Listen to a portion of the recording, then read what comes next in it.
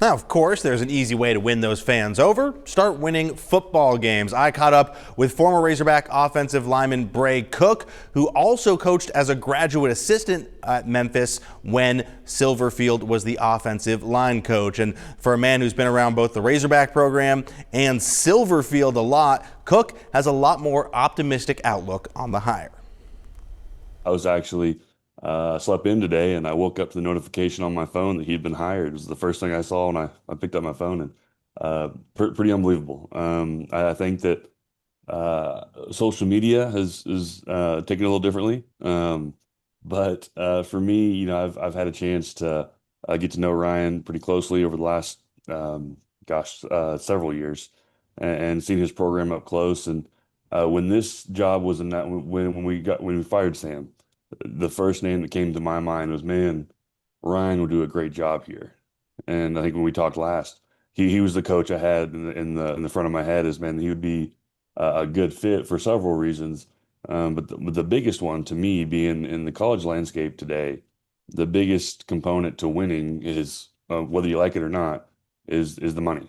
And do you have the NIL? Do you have the boosters behind you to pay for the players to get them on campus, to build a team of SEC caliber athletes?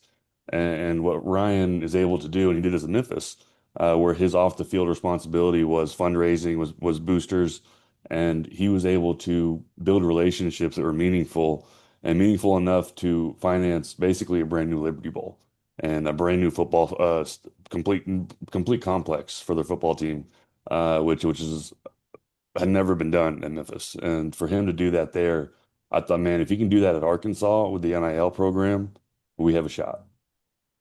Yeah, just from your time in Memphis, obviously working directly with him.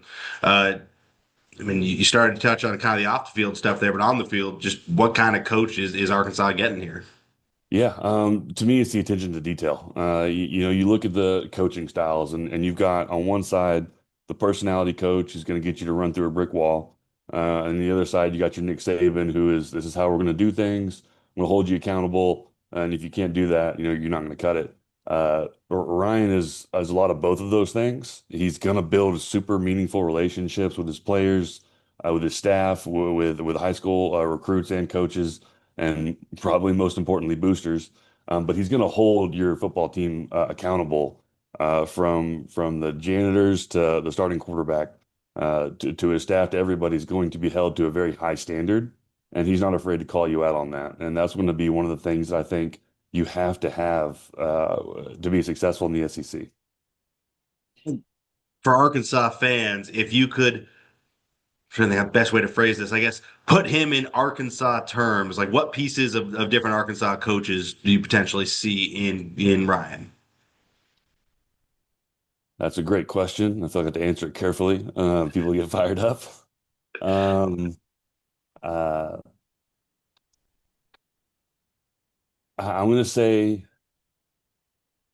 well, when I think about that question, I say, I look at Pittman, and I look at Petrino, and he definitely leans more towards Petrino, but you're going to see, like I said, you're really going to see both. You're going to see that intense accountability that you have to have, but you're also going to feel the relationship he's going to build with you, and with everyone. And so you're going to see both of those things. So to say he's taken aspects of both those personalities, uh, no, I probably wouldn't say that. But that's what you're going to get. You're going to get the intensity, but you're going to feel a relationship. What I mean, just from your perspective, what are the next steps for him to be successful here? I mean, it sounds like he's already started reaching out at least to the in-state guys. Mhm. Obviously, he's got to meet with the current players, happening sometime this afternoon. Just where does he start this thing to get things back on track? Yeah, I think that he going into it probably had a list of uh, of the roster, and said, these are the kids who can buy into a winning culture, and these are the kids that we probably need to look at, um, cleaning house a little bit. And I'm not speaking for him. I don't know exactly, but I would imagine that he's done that research and kind of knows how that's going to go. And I imagine he's meeting with them probably right now about the expectations that are going to be set, but also the support that he's going to bring to these guys. And After that, yeah, it's reaching out to recruits, and I know for a fact he had a list of Arkansas recruits and kids who would be a great fit here at Arkansas. And I think that he's probably reaching out to them. And I would say the next one is the money, but I think he's already talked to the money. I think the fact that he's been hired, and I know for a fact that he's been hired, the money is in support, which is again crucial to being successful in the SEC. That's right in 2025, 2026. Yeah, that all seems to be where it all starts and ends is the money. Yeah, and you kind of alluded to it. Obviously, social media is not real life, and maybe doubly so in Razorback land. A lot of Yeah. emotions running real hot Yeah. right now.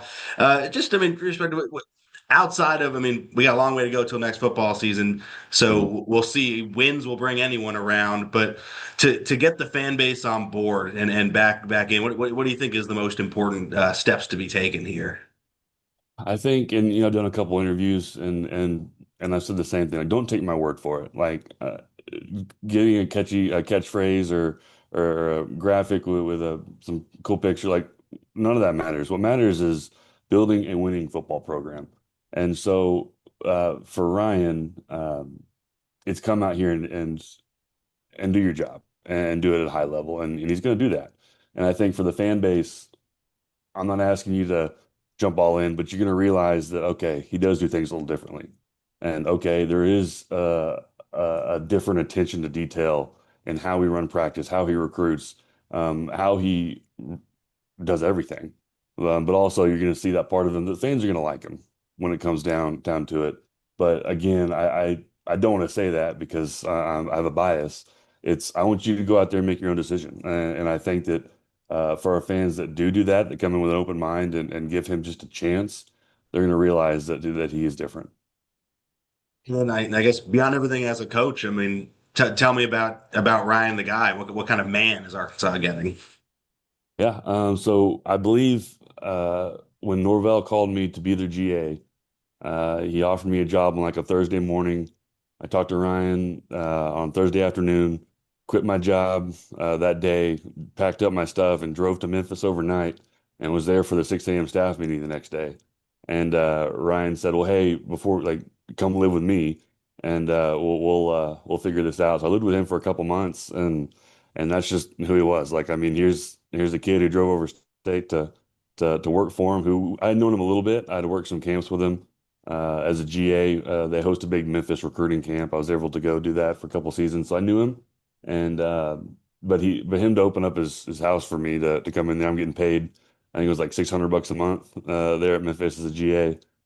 So he understands the grind and was able to help me out in a very unique time that really meant a lot to me. And that's just kind of the guy who he is. I mean, he's not going to be fake. He's not going to give you that, like I said, that catchphrase or that graphic. He's going to talk to you and treat you straight and tell you how it is. And what I like about that is you mentioned the fans are fired up. Fired up is a good way to put it, maybe a light way to put it. But that's who Arkansas is. Arkansas is not great when we're not fired up. We're good when we are fired up, when we have that chip on our shoulder. And so, that's kind of the personality that Arkansas is. And that's the personality that his Memphis teams played with, was they played with a chip on their shoulder. And for Arkansas to be successful, yeah, we got to be fired up. So have that open mind, keep that intensity, and hopefully you'll see some changes in the program that'll direct that intensity elsewhere and towards our own program.